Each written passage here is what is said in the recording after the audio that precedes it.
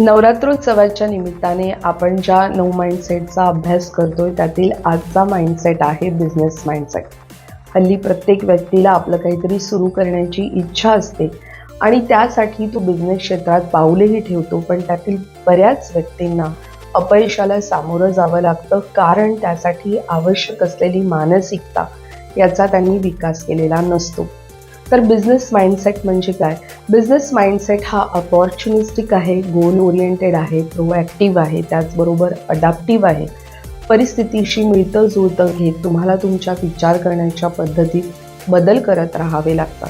त्याचबरोबर इथे सगळ्यात जास्त भर दिला जातो तो अचूक निर्णय घेण्यावर आणि उत्तम नेतृत्व गुण असण्यावर. तुम्हाला सुद्धा बिझनेस माइंडसेट विकसित करायचा असेल तर नेटवर्किंग या टेक्निकचा जरूर वापर करा. नेटवर्किंग म्हणजे काय, तर याच तुमच्या बिझनेस क्षेत्रात असलेल्या व्यक्तींशी ओळखी वाढवा, त्यांच्याकडनं त्यांचे टेक्निक शिकून घ्या आणि तुम्हाला हव्या असलेल्या संधी निर्माण करा. त्या संधी तुम्हाला आवश्यक तो प्लॅटफॉर्म तयार करण्यासाठी मदत करतील.